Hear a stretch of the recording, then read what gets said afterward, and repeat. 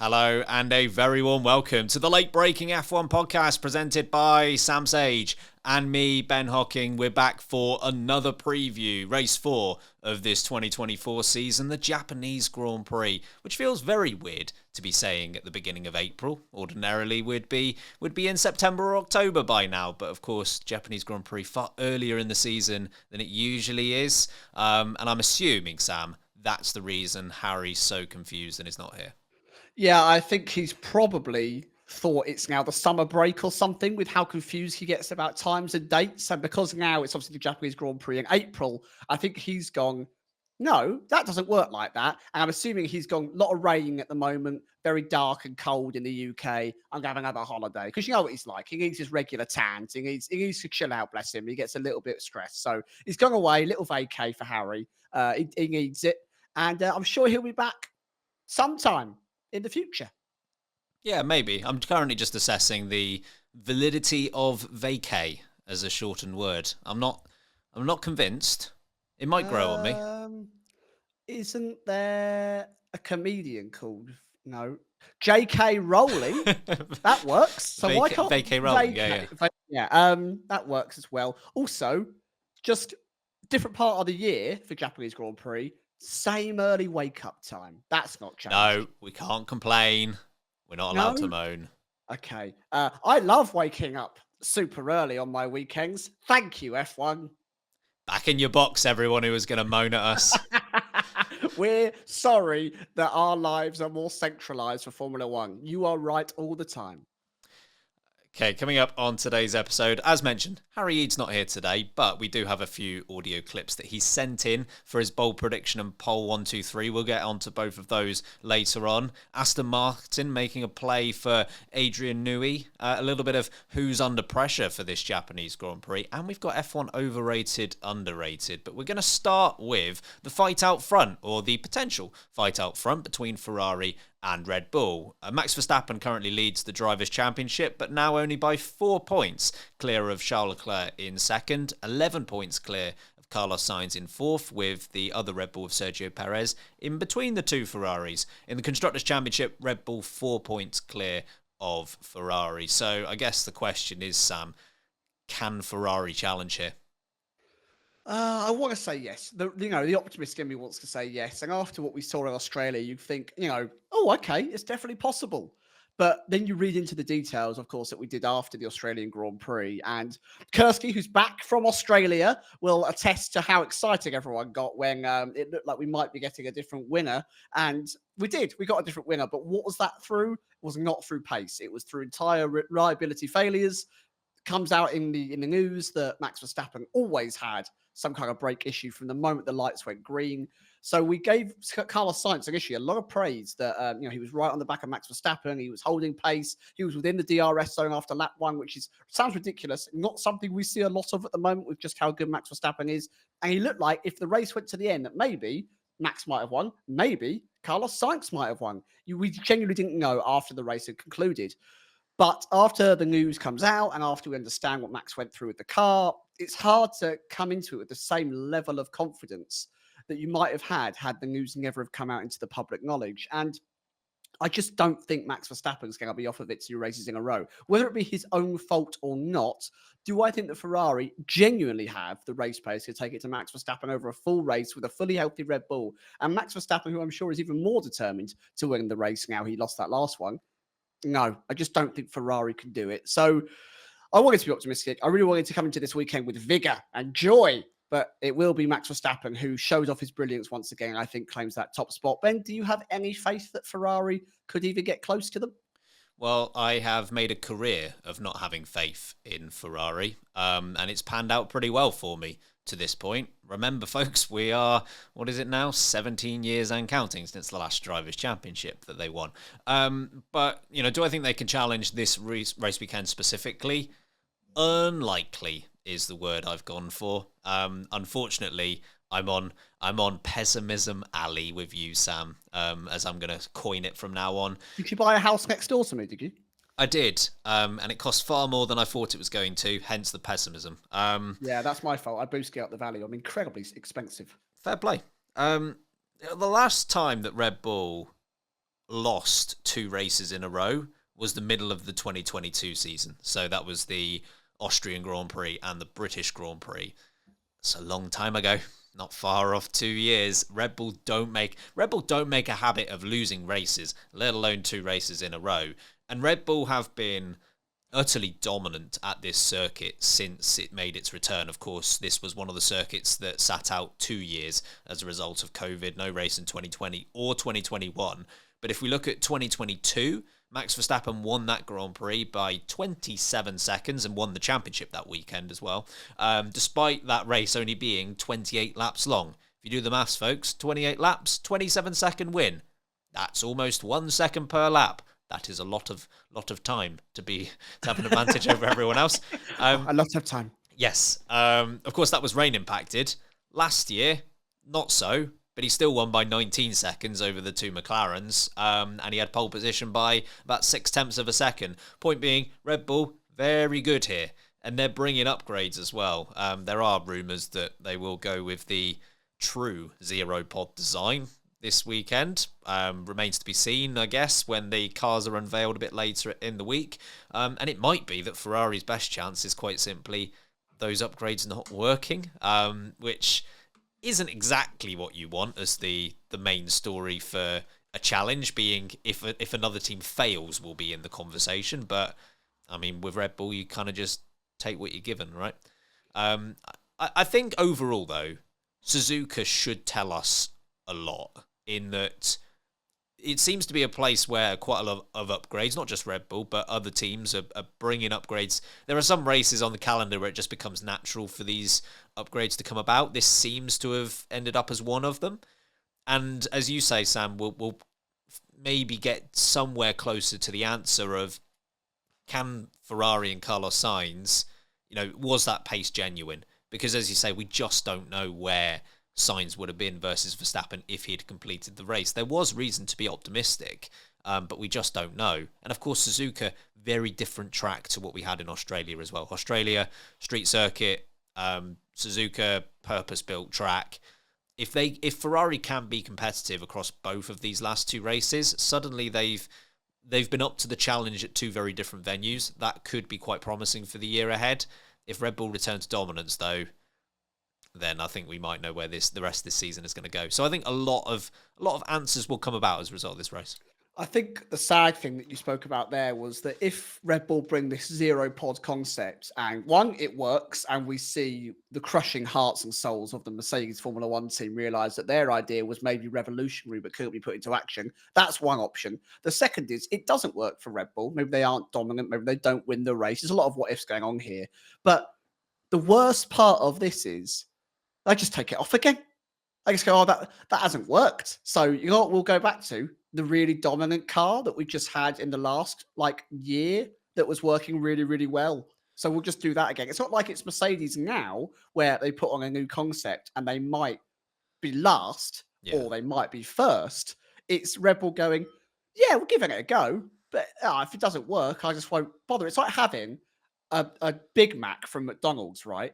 And you're going, I might put barbecue sauce in my Big Mac this time around to see if it's revolutionary, see if it's the way forward. And you eat it, and you might go, for barbecue Big Mac, lovely. That's revolutionised the game.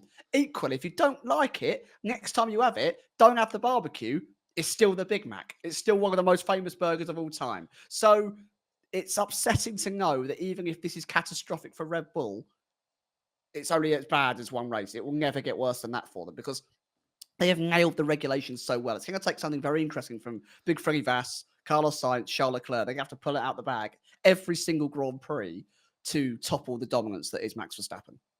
It's been a while since we've had a McDonald's reference, and I'm glad we've got one. That worked really well. Big Mac, Red Bull, like that a lot. In other news... You've let me down there, Ben. Sorry, you've let me down because when you said you liked it, you could have said I'm loving it. Oh, I could have done. Missed opportunity there. I'm as bad as Alpine, who coincidentally also operate the ice cream machines in McDonald's. That's why they're always broken. Yeah, and they've got no paint on them. Never too early for an Alpine dig in an episode of the podcast. Obviously, outside of Ferrari and Red Bull, Mercedes, McLaren, Aston Martin, can you see any of those teams rising to the challenge? Aston Martin Mercedes is a no from me, Jeff. I just think that I'm going to do a little spoiler about my bold prediction coming on down the road. It's about Mercedes and it's not positive for them. So we'll get onto that properly. McLaren really feel like the only team that have got a chance at pushing it towards Ferrari and Red Bull. And even then, I do think they're outside of that window. They did look genuinely closer to Ferrari in Australia around Albert Park. I do think that maybe was a little bit of an outlier in form. It didn't help, of course, for finding things out that Sergio Perez seemingly not on the pace around Australia. And we've seen that before from Sergio, where he'll have a few good races and then all of a sudden he'll drop back to finish fourth or fifth or sixth or whatever it might be. And Max Verstappen, of course, wasn't competing due to the DNF that he obtained. So it's hard to judge McLaren's pace outright, but they did look to take a positive step forward. But I do think around a purpose-built circuit, this is where Ferrari do tend to excel a little bit more. I think Red Bull will be back to their true dominance. I wouldn't be surprised to see Sergio Perez step up and deliver maybe that continued 1-2 that we've seen from Red Bull in the first two Grand Prix of the season.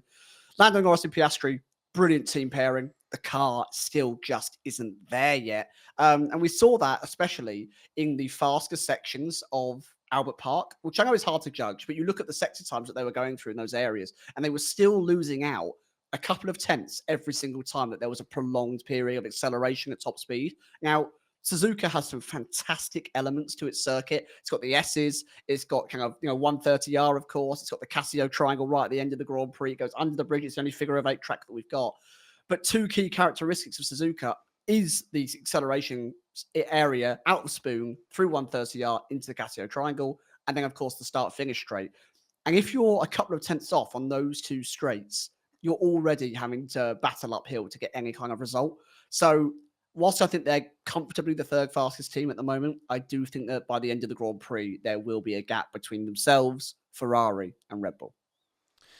Yeah, I think from McLaren's perspective, second and third here last year, so that they were very strong. Australia did feel like a step forward, I think. We traditionally, McLaren start seasons pretty slow, so if they can carry on that form, then that's encouraging. Not something we'll get onto today, but of course, McLaren themselves going through turmoil this week with another reshuffle. I don't think that'll impact them in the short term, in all honesty, but that is a discussion for another day. In terms of Mercedes, this is a really interesting one. Something that we always say that is key to success in F1 is not necessarily not having issues, because all teams will encounter issues of different sizes. The key to success is ensuring that those issues are dealt with quickly and effectively, right? So, and it massively helps when you can identify quickly exactly what it is that is the issue. So Haas, for example, it's not like they're world beaters at this point, but they are far further ahead than what we thought they were going to be at this point in the season, because they were able to identify one very clear weakness. They worked on it extensively throughout testing and throughout FP1 at Bahrain. It's tyre wear. And, suddenly we've got to this point in the season, they're far more competitive. They are actually in the fight for the lower ends of the points. With Mercedes, and the reason I bring that up is because of the issue here with Mercedes, in that they were uncompetitive at Jeddah because they were so slow through that first sector, high-speed corners. And James Allison has identified that at Melbourne, where they were similarly uncompetitive, their issue was low-speed corners. So where on earth do you go with that? The only correlation that they've got to this point is that they seem to struggle far more in high temperatures. And that's why they actually did all right in FP3 in Australia, where they were only about a tenth off the pace or so, because it was far cooler than what we had in qualifying and the Grand Prix itself. So I think Suzuka might be important for Mercedes. I'm not saying they will or won't be in the fight, but with lower temperatures, maybe that will be better in the short term for them. But more importantly, I think they're going to find out, and Allison has said similar to this, they're going to find out whether it's a quick fix or whether it's something a bit more deeply rooted within the car. If it's the former, then maybe they've got something to work with. If it's the latter, it might be a long season. We'll wait to see. Yeah, the outlier with Suzuka, of course, is because we've moved the time of the year, it's possibly going to be rainy/monsoon season, which always threw up so many interesting Grand Prix when we used to go to the likes of Sepang, because Malaysia was around this time of year, usually race 3 or 4 in the season, and we did arrive at it just on the end of monsoon season. Now, for those of you that have been watching Formula One for a while, you will remember the absolute images of deluges going across the racetrack, having to stop Grand Prix, plumes of the water, the spray coming out behind the cars, no one can see. It's chaos.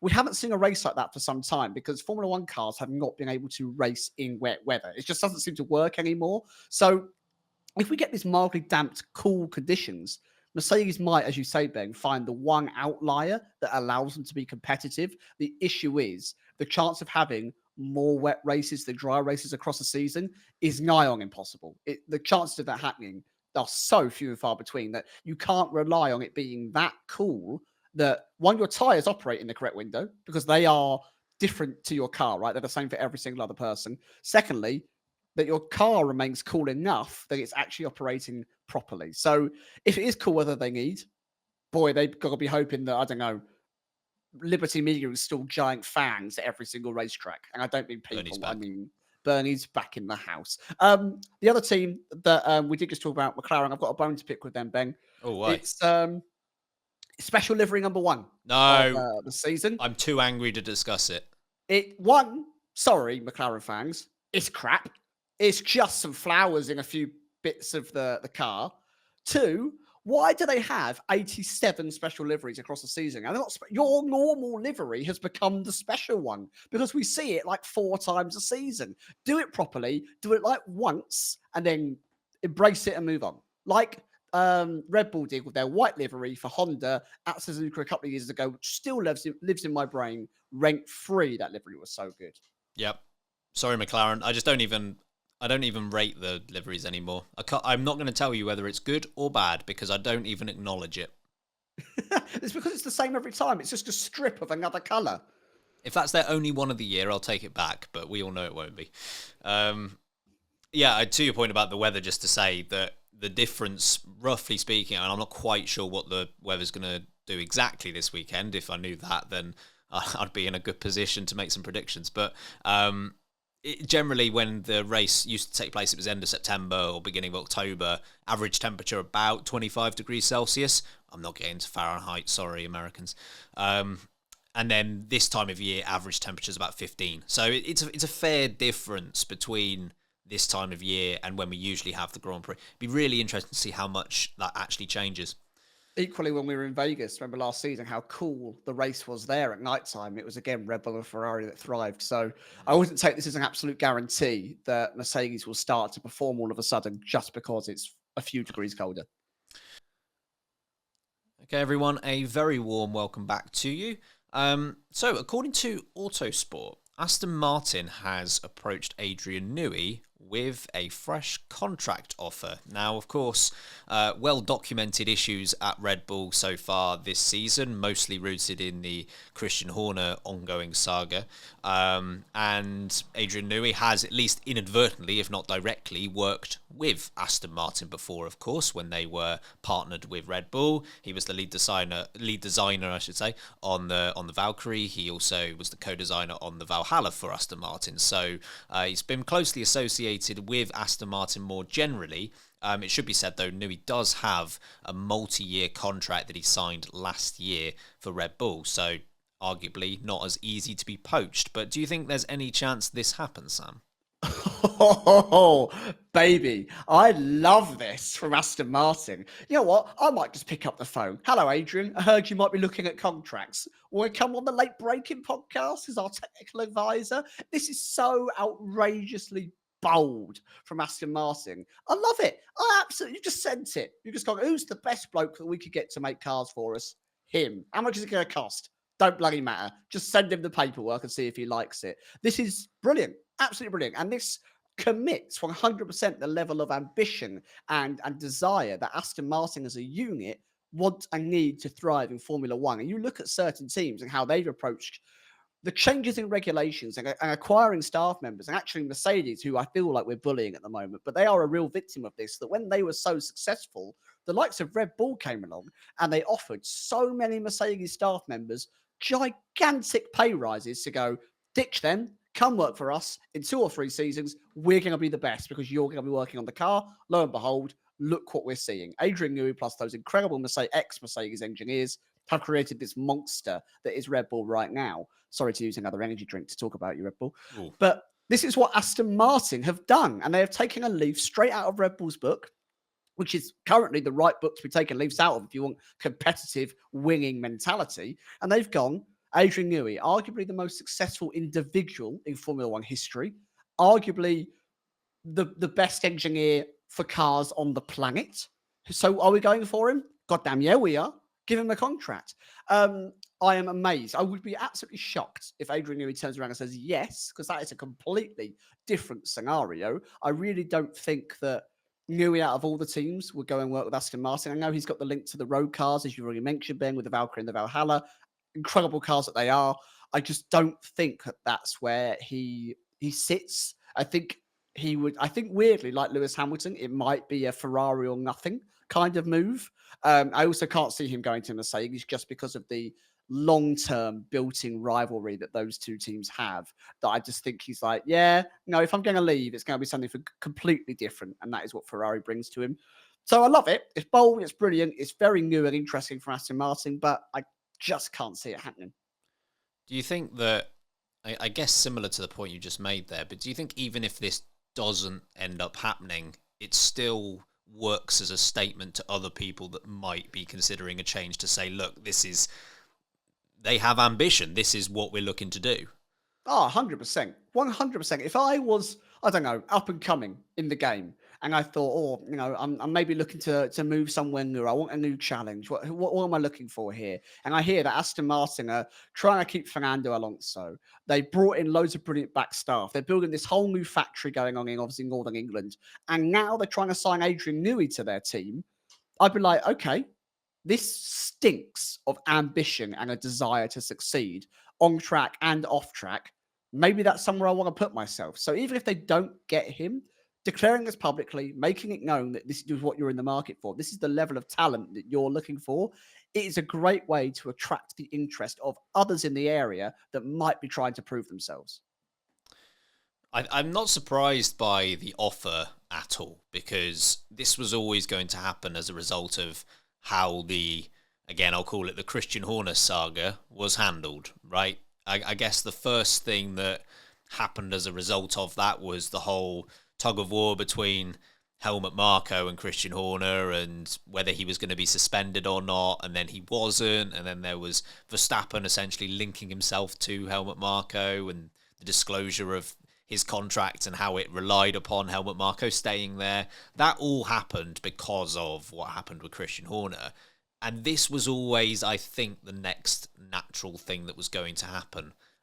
If you look at all of the big-time players, we've already seen Verstappen involved. We've seen both Verstappens involved. We've seen Helmut Marko involved. And now this is almost, I think, Adrian Newey indirectly being dragged into it, because I'm not sure a team would be even with Aston Martin being as bold as they are, I don't know if there would be a team as bold as this to go after Adrian Newey when he signed a multi-year contract last year.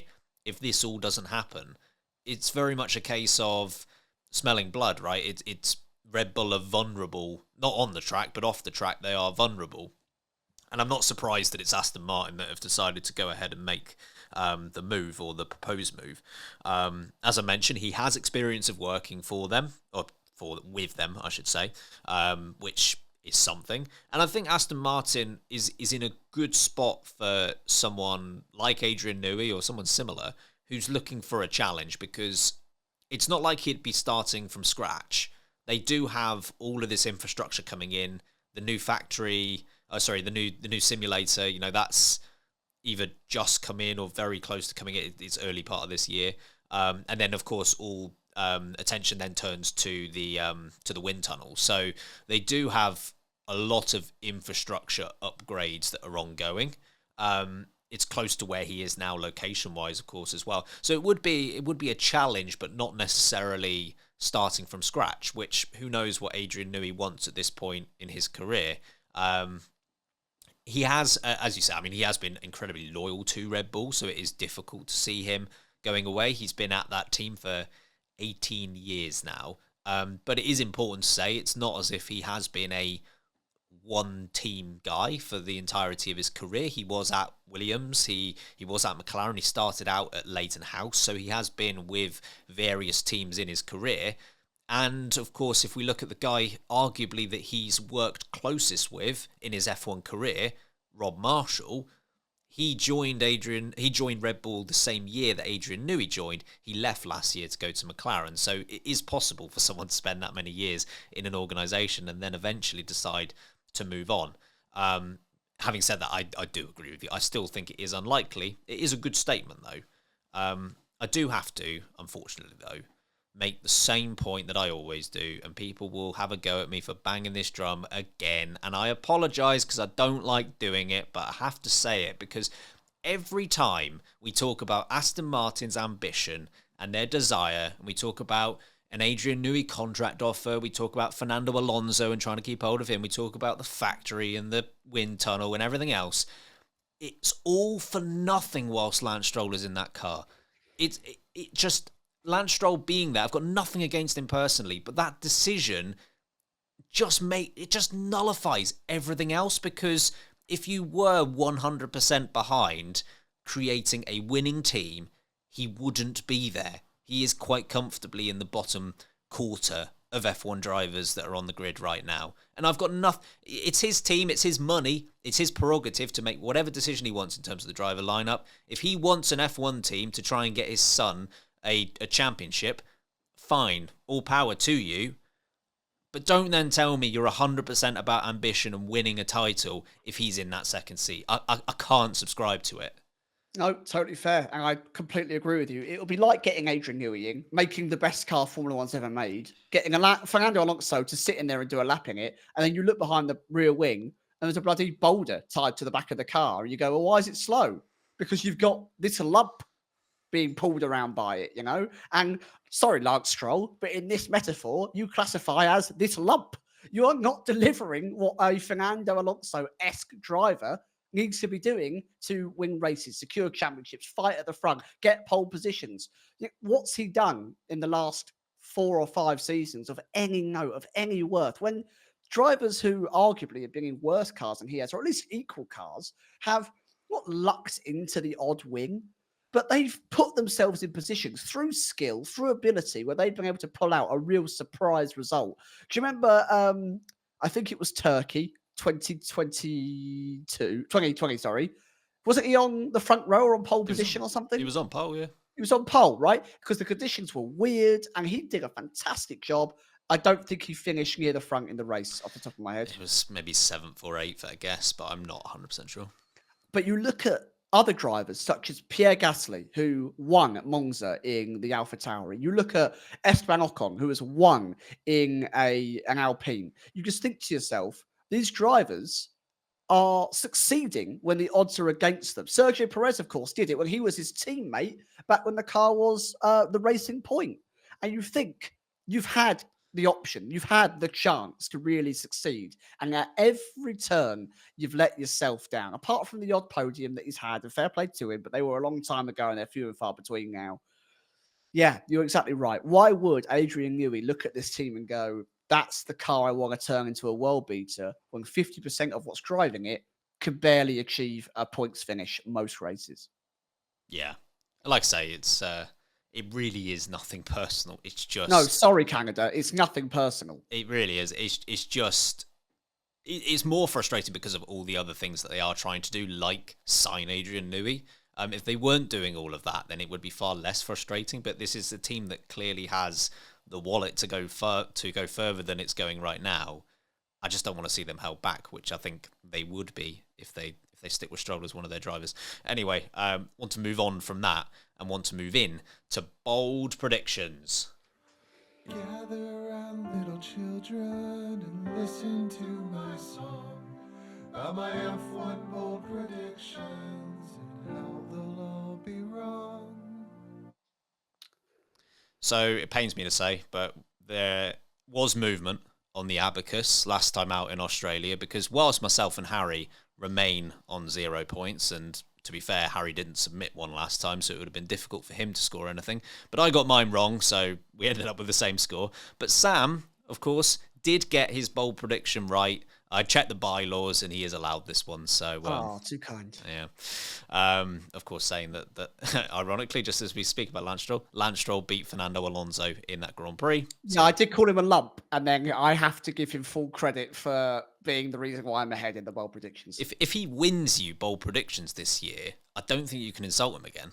I will get a Lance Stroll tattoo if he is the only reason why I have finished ahead in bold predictions. If it ends 1-0, I will get something related to Lance Stroll tattooed on me.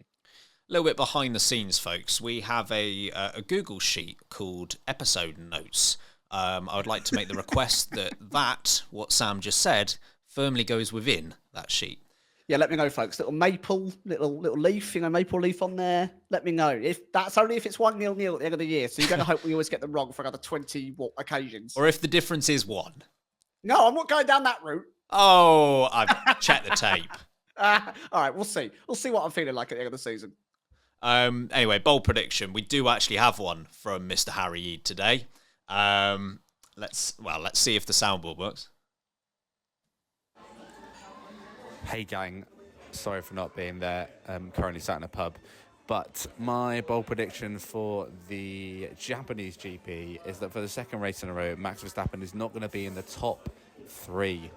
I was trying to think the last time that happened, and I couldn't remember, so I think it's pretty bold. I'll tell you when the last time it happened. It was when the Austrian and British Grand Prix happened in 2020. No, he was in the top 3 then, wasn't he? Yeah. He just gave a wing. I wouldn't be surprised if you have to go back to 2020, maybe even more. I don't know. It's a good question, too good. Fair play, Harry Eid. That's bold. That is bold of him. My bold prediction is that Alex Albon is going to be in the top 8. Oh, okay, like that. With the Williams not looking as punchy as it maybe should have done, or we thought it might. I think that's spicy. I would like to see that. It's not been great, actually, at his overall race pace. It's been fine, but it's not excelled. I feel like they're on the cusp of something. Like, the first few races of this year, they haven't been outright slow, but they've nearly been there. I think if Alex Albon can get either a Q3 appearance or somewhere very close to Q3, something goes his way, I feel like this track might actually be all right for that car, but we'll see. Can't wait for Logan Sargent to be the one that finishes 8th and Albon will be 9th. I said that Logan Sargent would score a point at Australia, so if that happened, that would be really funny. What's your one? So I alluded to it earlier, but I'm going to go with that Mercedes won't score a single point this race weekend. 2 in a row. It's dangerous. I mean, the streak of 1. It's 2 is on the line. 2 is on the line. Yeah, if I go 2-0 up, then wow, what a day we're having. Yeah, based on our usual successes, that would take a long time to catch up, and indeed might not ever be caught up. Let's go to poll 1, 2, 3. Again, we'll start with Mr. Harry Eid. My poll 1, 2, 3 is pole position Max Verstappen, the win. I'm going to go Carlos Sainz again here. I don't know. I think I'm being a fanboy, but Carlos Sainz will win. Lando Norris is going to be 2nd, and then I'm going to put Sergio Perez in 3rd. It's not bold. No, I mean, that alone is bold, let alone his actual prediction. Yeah, I mean, mine's really dull in comparison because whilst I've got pole position as well for Max Verstappen, I've gone with the very controversial thing of giving him the win as well. As you know, he hasn't made a habit of winning in the last race, so I've got him in first. I have agreed. I've got Lando Norris in 2nd here, but then I've got Chegler Ledegner in 3rd. Honestly, they get worse. I thought we'd gone through all the bad ones, but Chegler Ledegner is ridiculous. Better or worse than Cherty? Cherty 130. Cherty 130. Oh dear. What have you got?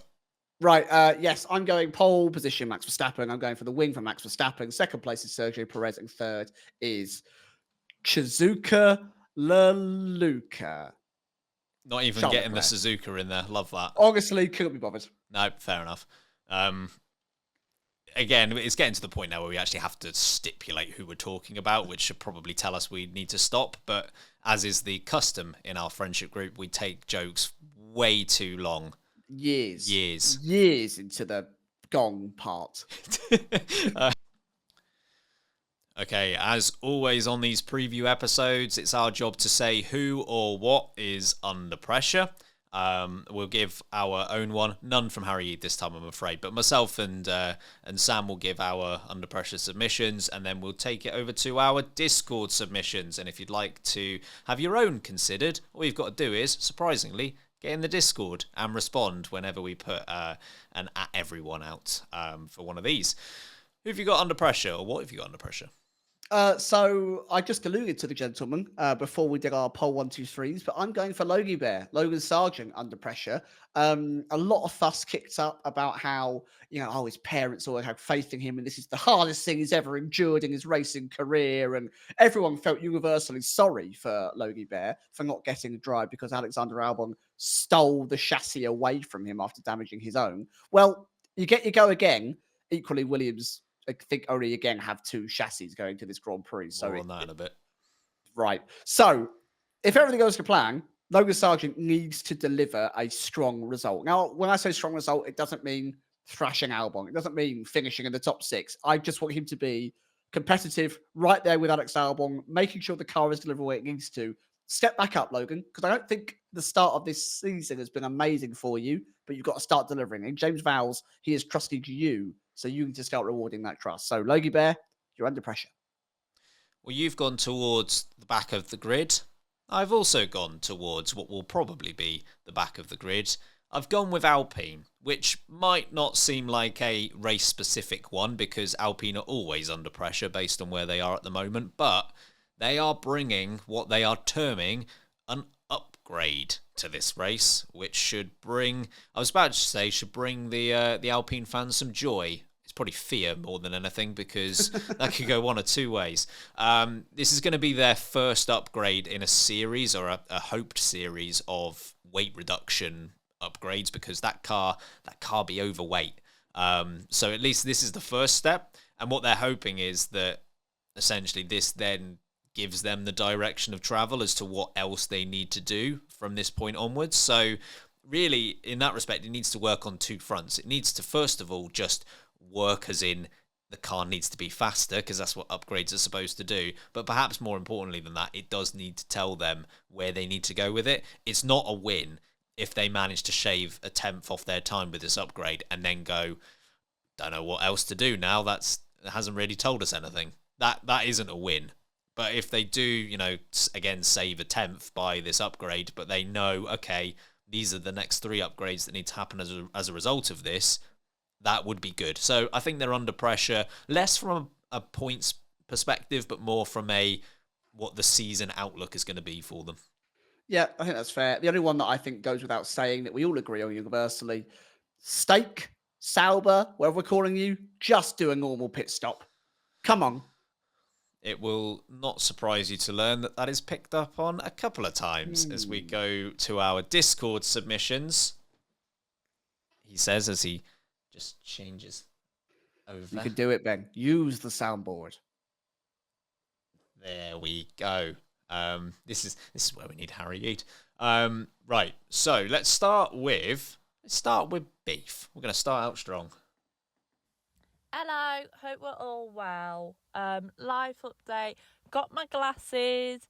Loving them, looking super cute, and I can see, which is always a bonus.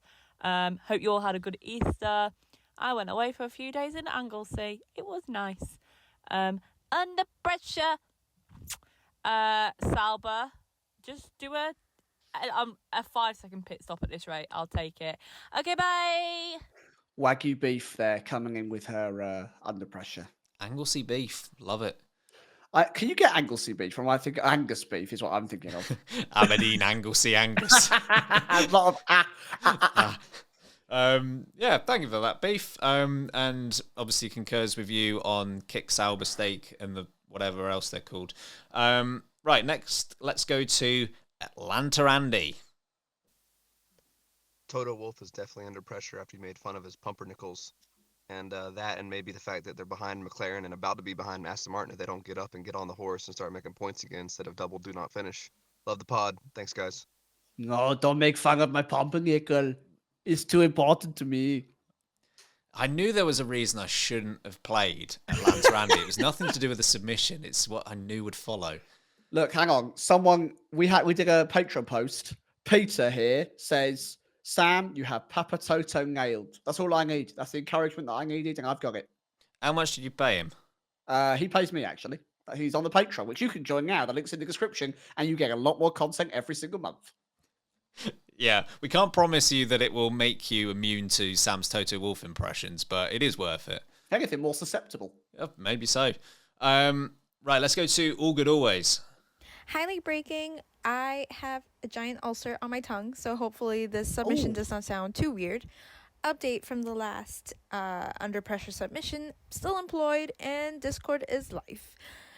So, anyway, moving on. Under pressure for this week. Gotta be George Russell. I mean, that shunt was so reminiscent of the Singapore Grand Prix last year, and hopefully this does not get repeated this weekend. Love you guys. Love the podcast. Bye! I have the biggest compliment for All Good Always Go on. in that I met up with my mum and dad last week. And my mum explicitly said, I really like All Good Always. She sounds delightful. There you go, All Good Always. Take that one away. Mama Sage loves you. And spot on about George Russell. I mean, controversial statement. He could do with not crashing again. Hey, the best way to finish a race is to cross the line and not hit a wall. Put that one in the book. Right, let's go to Virgil next. Hey y'all, it's Virgil. Under pressure for Suzuka is both the Toro Rosso boys.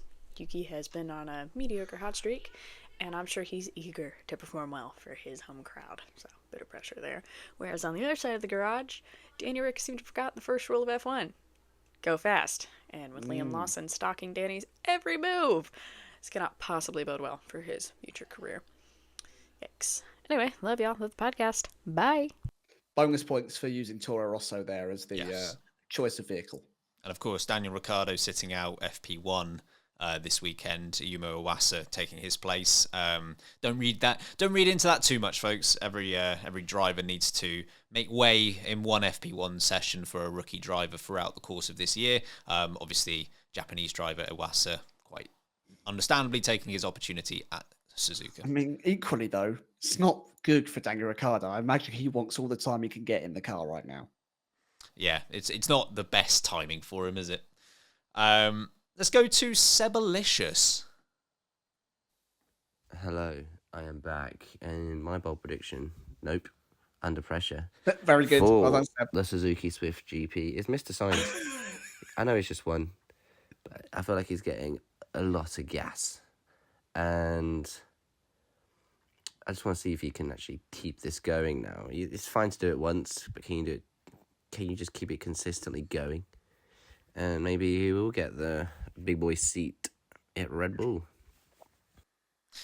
Yeah, I tend to think that he's onto something. I don't think for this race specifically he's under too much pressure, but I get the point of if Charles Leclerc now beats him, let's say the next 4 races in a row, kind of just, I don't know, doesn't completely nullify what happened in Australia, but puts a massive dampener on, doesn't it? Yeah, it fizzles out, especially Yeah. considering the brilliant story that was his recovery to win. And then you go, well, in theory, he's okay now. He'll have properly recovered, so he should be even better. But if he's not, then that is a bit of a downer. Up next, Faster Than Papa Toto. Oh, no. Hey y'all, my under pressure submission for this week is Papa Toto. He's been talking a lot of crap lately, and I don't think any of it's fact. He needs to put his motor where his mouth is, or he's going to end up staring at the rear wing of the kick, sauber, steak, whatever, when they finally wheel nut up or shut up. Alright, yeah, I'm done. Keep breaking late. Will get up or shut up is great. That is, I'm not quite sure how many seconds that landed in at, but for about 20 seconds to get in a wheel nut up or shut up reference, to get in, and then to get in the fact or crap reference as well. That's good work. That's making the most of your seconds. Yeah, will nut up or shut up is a t-shirt waiting to happen. Damn right. Let's next go to Bristol Liam. You're right, lads. It's All right. Bristol Liam. No, I'm joking. It's Azza. Oh! Scramble, wouldn't I? Most under pressure for Japan. Saber. Geezers. Salty pit stops out. Cheers. Seba. And I'm not going to lie. He absolutely had me there. did he send you for a bag of chips? Yeah. I believed it. I thought you were just like, oh, we've not heard of this guy before, Bristol Liam. He got it right. And next and last, Bristol Liam. Hola lads, Copenhagen Liam here, coming to you from Denmark. Under pressure for this week is Daniel Ricciardo. Get good, mate. Yeah, I'm in a public bathroom. Bye. Oh, mate, you've absolutely flushed him. Oh, oh dear. Well, thank you very much, as always, for all of your submissions. As mentioned, we'll be back for Under Pressure at the Chinese Grand Prix, but of course we also get submissions as part of our race reviews, where we ask for moment of the race straight after the Grand Prix. So if you get in the Discord before Sunday and get your submission in, we'll put you in contention for being played on the show. Let's move on to Williams, because they'll struggle to have a worse weekend than what they had in Australia. If they field 2 cars, they're already going in the right direction. They have confirmed that they will have 2 cars available for Japan, because at one point that itself was a question mark, but they won't have a spare chassis, and it's unlikely that they'll have a spare chassis in China as well. It's unconfirmed exactly when they'll get that 3rd car. How much flack do you think that Williams should be taking for this, Sam? It depends what their reasoning behind it is, or what reasoning they'd like to give us for this being their decision, rather than maybe what the true reason is, because obviously a Formula One team is happy to spin its PR wheel and try and come out with something. Now, if you're going to view this in a positive light, you'd argue that, okay, Williams understand how far behind they are technologically in terms of aerodynamics, its engineering performance within their car. And there is a long way to go for Williams to even get close to competing for regular points. I'm not talking about podiums. I'm talking about regular strong points every single weekend. They have a lot of development to go through. Now, building a chassis is one of the most expensive things that you can do in Formula One. It is essentially the core part of your car that holds everything together. If you're new to Formula One, it's the big bit, right? They're sitting properly. That's your chassis. Now, that costs a lot of money to develop. There's a lot of aerodynamic parts that rely heavily on that.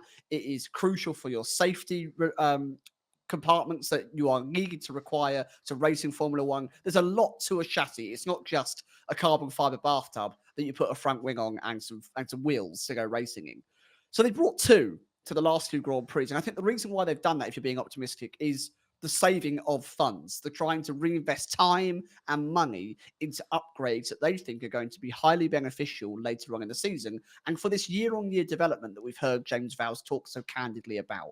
He's stated himself quite openly that they do not expect rapid development. They're not going for short-term wins. They're not hoping for a race this season that ends up with 2 cars in the top 5 and then they'll never emulate it again. They're hoping for a 7th place in the championship again this year, but knowing that in 2025, they're comfortably going to be the 5th or 6th best team, right? Slow, steady, but permanent progression is the aim here. And so I think cutting back on these costs, kind of cutting back on the engineer's time, utilizing the data efficiently to upgrade your car in key areas, super sensible. That really makes sense to me. I get it. But you've done it at such a huge risk that if it has gone wrong, which we've seen that it actually has, you are left at such an inconvenience, such a cost, such a difficult moment for your team, because you'll have damaged relationships with Logan Sargent, regardless of what he says. This is going to damage driver relationships. It shows you that you have a definite hierarchy in the team. It puts fans out. It's not great for PR. American support that you might have garnered from having an American driver, of course, which is growing massively in Formula One, might look at your team differently and think, there's a bias there. Don't love that. It's quite damaging in that respect.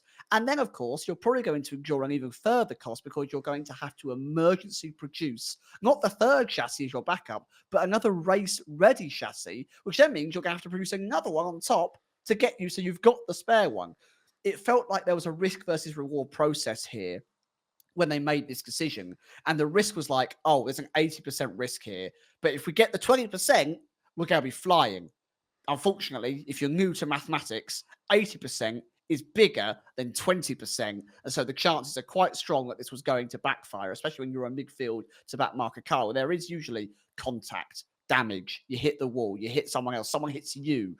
You never know what's going to happen.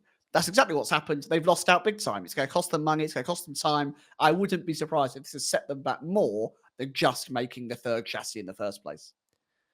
And I mean, related to the job required to get this turned around, I mean, James Vowles himself essentially confirmed that the Monday morning after the Grand Prix, they've got people working on this at like 2 a.m. in the morning or something ridiculous like that. And look, I don't know, obviously, what the mood and morale is within Williams after this happens, but surely you have to think that there are going to be people in that organisation lower down the chain who are going to be thinking, if it was up to me, we'd have had 3 chassis. We had the opportunity to do it and we didn't. And we're now here at 2 a.m. in the morning having to fix the issue of a decision someone else has made.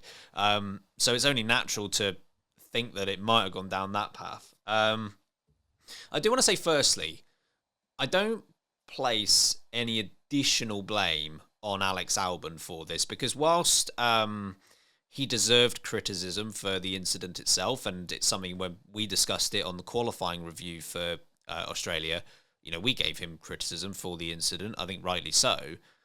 But I don't agree with those who are saying that Alex Albon should have been racing with that in the back of his mind, knowing that he couldn't afford a crash because they only had 2 chassis versus other teams who had 3. When you're driving a racing car, like, you cannot have that mentality. You've got to be at 100%, no questions asked. So I don't hold that against Alex Albon at all. I think, as you say, Sam, Vowles and Williams, I guess, if we're extending it out further, they took a calculated risk with this, and I know it's easy to say in hindsight, but it hasn't worked. And again, this is a point that we made on the podcast itself when we discussed this.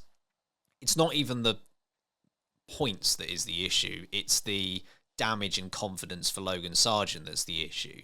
The outpouring of support, essentially, that Sargeant has had off the back of this, with many quite rightly saying that this was unfair on him and his intended development. That's why he's there at Williams.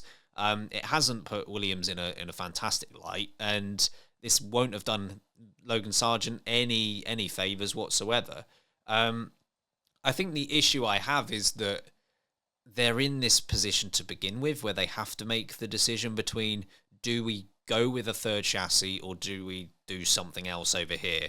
I don't think they should be put in a position where that happens. I mean, again, this is a weird year, giving Haas credit again, but if Haas, who essentially farm out all of their operations to suppliers, right? And they operate out of 3 different countries. They manage it. They are not in a position to be able to manage that sort of thing effectively, yet here they are with 3 chassis. Here are Williams not with 3 chassis. If Haas can manage it, Williams can manage it. And it shows for me that James Vowles himself and the team, they still have a long way to go. It might still be more positive than negative. I would definitely claim that. But there are changes that need to happen off the back of this, because it was an embarrassment. It was an embarrassment for the team to have to, even if they managed it to the best of their ability, it was embarrassing to begin with. Yeah, completely agree with you.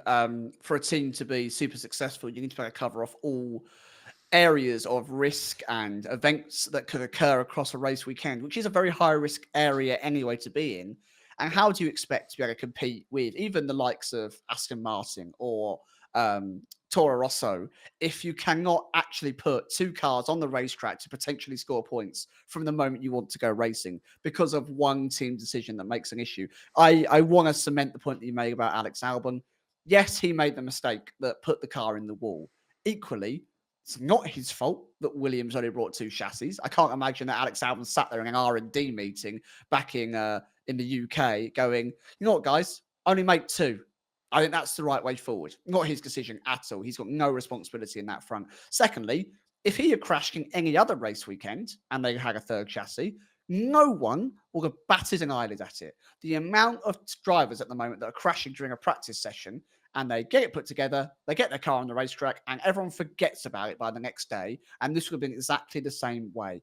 The only thing that you have to take into account, of course, is that Alex Albon, who I thought was so sportsmanlike and so well behaved when he was saying thank you to Logan Sargeant, it's going to damage that relationship, as you said, Ben. It's going to damage the confidence that Logan Sargent was trying to build. But I do think that Alex Albon, as an individual, handled the whole process brilliantly. And your frustration at the situation, if you are a Williams fan and you want to vent that, should be done constructively at the Williams team, not at Alex Albon, because he's just a racing driver, man. Just wants to go fast. Yeah, I have no doubt that Logan Sargent's relationship with Albon himself, I don't think would have been damaged at all by this. I think any damage would have been not even directed at the team, because I think Logan Sargent could probably, he's a smart guy, like I'm sure he could understand the logic behind it. It's just, it was a very public, I don't know. Well, it's a question of your ability, right? Yeah, it's so difficult to accept. I'm the second option, right? 100% now. It's finalized. Yeah, it's something we often say. Like F1 drivers need to have the mentality that they can beat anyone and everyone on their day. Like even we've not criticized, but we've questioned remarks from say Sergio Perez before, where Perez at the beginning of the season will say, I'm a championship contender, I can do this. And we're like, no, you can't, you're not good enough. But in reality, like, he is absolutely right to say that sort of thing, because that's the mentality you need. And to have essentially your team say, look, you aren't our best chance at points, regardless of how true it is, it's difficult to take.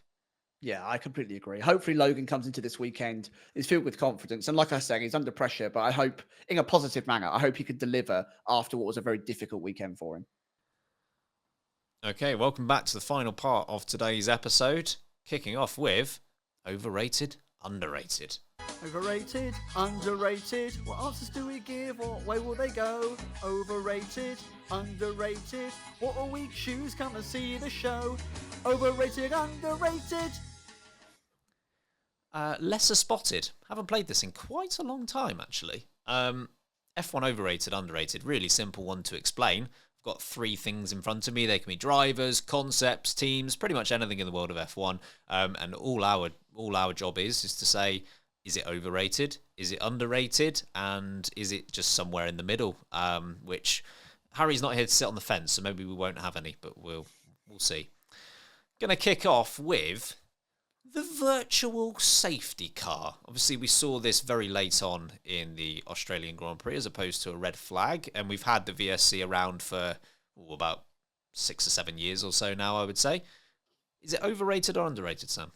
I'm going to go with overrated on the VSC. I understand its purpose. I understand what it tries to do for a very small incident. It allows a team member or a steward to get on the track and maybe clear a bit of debris, or it allows them to wheel a car back a few feet so it's out of the way of a crash zone. But arguably, the VSC just puts a halt to any action that you have, and then it kickstarts it again in exactly the same position, which is okay. I understand that. But in the current day and age, I'm all for grouping the cars up. And I really do think that a full course safety car is just more fun from a viewer's point of view. And I don't care if your favorite driver is 10 or 15 seconds out and you go, oh, but they're not going to. I don't care. I think it's more fun. And so I prefer a safety car, and I wish they would use VSCs very sparingly. You've gone with the entertainment perspective, which I can completely understand, because I don't disagree with anything you say there. A full course safety car does give more action than a VSC does. I'm going to look at, I'm the boring health inspector. Are we shocked? Not at all. I'm going to say it's a little bit underrated, but the only thing I would say is, making it even more boring, I would say the pit lane should be closed. That is one thing I'd like to see from the VSC, because it is, sound like Roy Keane, it is his job to neutralise the race. So what you've described there as maybe rightfully a bit boring is what it is there to do. So I'm going to say it does its job and it's underrated. Interesting. Folks, if you're listening, let us know what you think about the VSC. And should the pit lane be closed? Moving on to fines for teams instead of penalties for drivers. Sometimes see this as a result of pit lane incidents. What are your thoughts on that? This is a tricky one. I think this is really, really case specific. And I think massively overrated if it's the driver who's at fault. So I'm trying to think of an example where it might happen. Have you got any in mind, Ben, where the driver has been typically more at fault than the team and they've been fined? I guess there's always like unsafe releases that sometimes fall on the team if they've, told a driver to go and they've gone and they've just gone straight into traffic. I mean, that's more on the team, but equally there are times where the driver might take the action themselves and cause it, and the team is fined. As you say, it can be case by case specific, though, right? Yeah, I'm going to say this is overrated. I would prefer to see penalties be applied generally on track to on-track action that we can see and we can absorb and we can understand and has effect on the race. But I do think if the driver is 100% innocent, has no say in what's gone on, I do understand how frustrating that must be, and I do think in the right scenario, a fine is far more appropriate.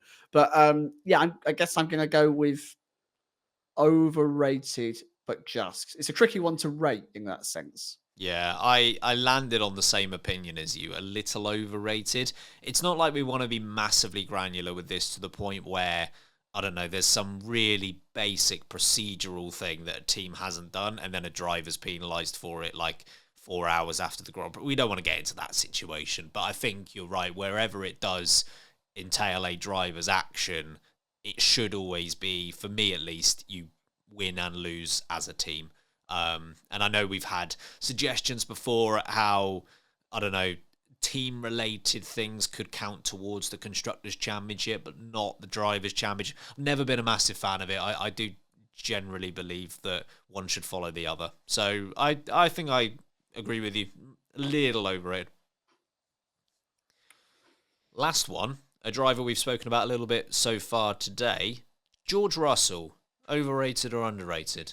Oh, I got a message off someone the other day on Instagram, on my personal Instagram, who said that they were quite grumpy at me for my words about George Russell. They said it in a very lovely way. It was not an aggressive or horrible message, but they made their feelings clear that I was in the bad books.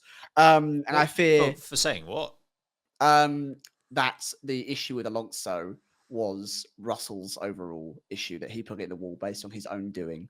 But we've had quite a lot of responses to the Alonso Russell penalty, haven't we? It seems very, very split between the audience. So that is interesting that it's gone that way. George Russell generally.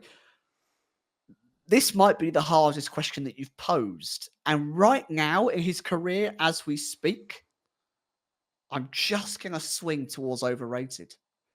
And I just think and that is harsh. I understand that's harsh, but I don't want to sit on a fence. He had a really good year one at Mercedes, and he deserves a lot of praise. But there are caveats to that year at Mercedes. We all know what Lewis Hamilton was having to deal with as part of the team. And it was still ending up very, very close in the end.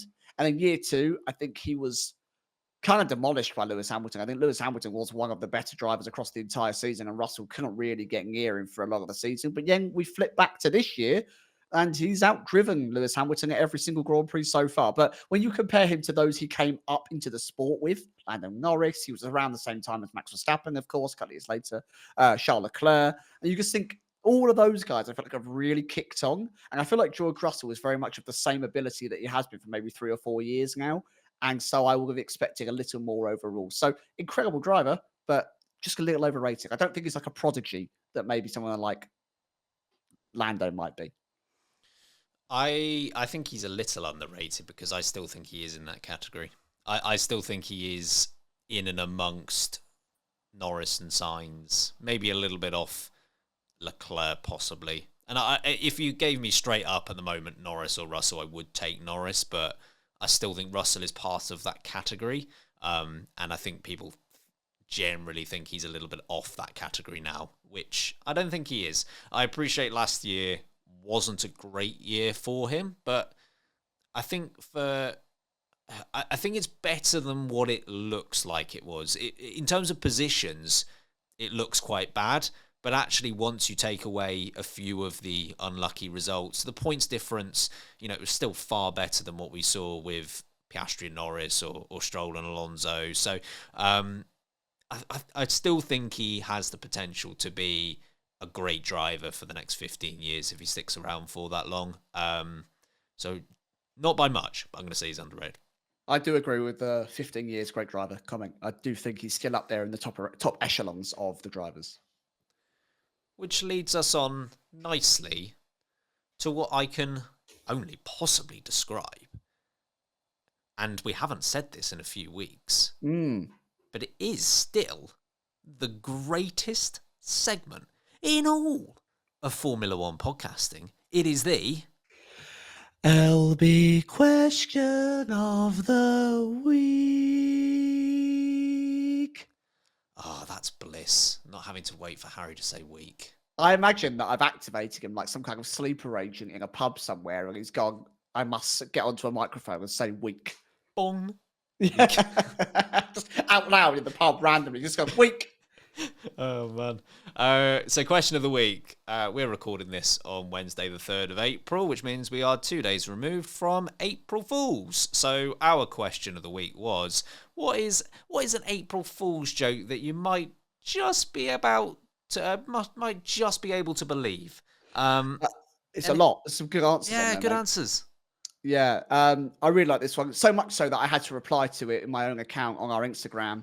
And this was from, I'm probably going to say your name wrong. I'm so sorry. This is from Ryan. Otmar did not get 9 women pregnant, and he was, in fact, joking. That is a great No. April Fool's, because you know what? It sounds like a joke, but really, we know what Otmar's been up to. Not falling for it. No chance. Also, Bristol Liam, who, delivers the goods regularly, the banker is actually not real. A great joke, of course, but we all know that he Come on. very much exists in this world. None of these are believable. Of What course, have you got, then, banker's Ben? real. What have you got? I just, as always, love the Barry Manilow references. We had one from Ryan who said Harry wins teammate wars, which, I mean, okay, we'll see on that one. I can't find the comment at the moment, but I think it was the most liked comment that we had, which was, again, relating to Harry Eid. I'm going to have to find it exactly so I can give the person Harry credit. made 2 episodes in a row, Colin Jennings. Yeah. Which is just, the irony is not lost on me that he's not here. And he might not be here either for the qualifying review. Yeah, he might stop by for the race review at least. But He's got a marathon to run. He's got a marathon to run after all. That's why he's in the pub. Churchill, I believe it's Winston, but I could be wrong, said that Sam brought his sausage out for Gasly. Oh, come on. That's inappropriate, Winston. What are you talking about? Just like out now. sausages. I've got them on the grill. And another one that I did like was from Megan, who said that Ollie Behrman doesn't have a seat as Gene hasn't met him. You might not like him. Can't meet him. He's like, who is this bear man? Is it the one from that new Disney cooking program that I meant to have been watching? I don't trust him. I don't like him.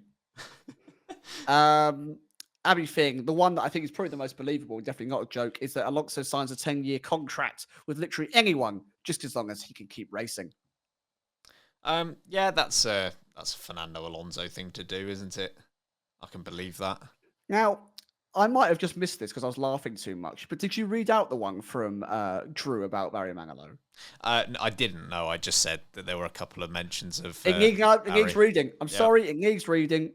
And that is the reason for Harry's absence from the podcast is that he has been touring with Barry Manilow as a backup dancer, and his dance partner has been Felipe Massa. Damn.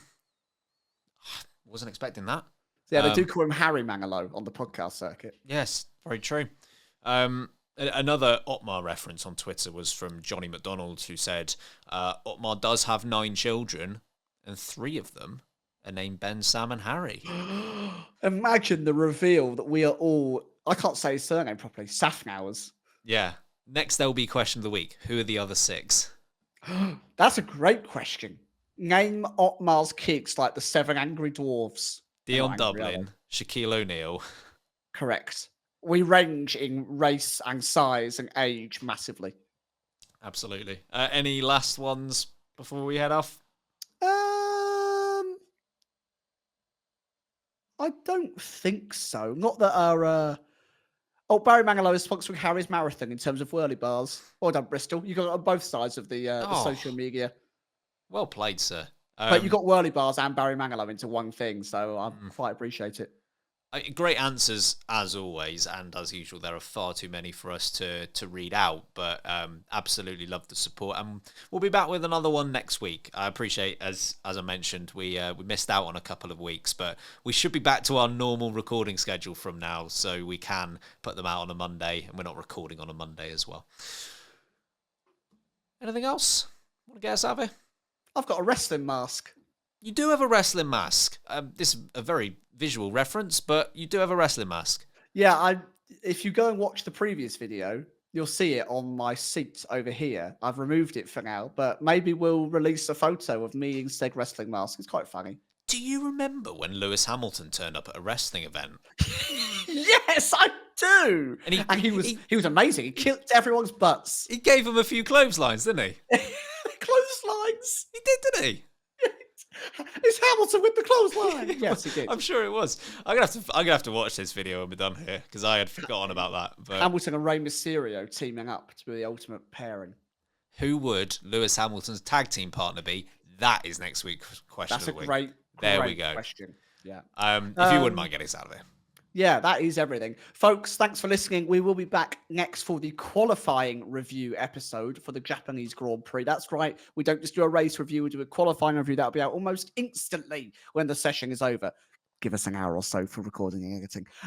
You can join the Discord. You can join the Patreon. You can follow us on social media, Late Breaking F1.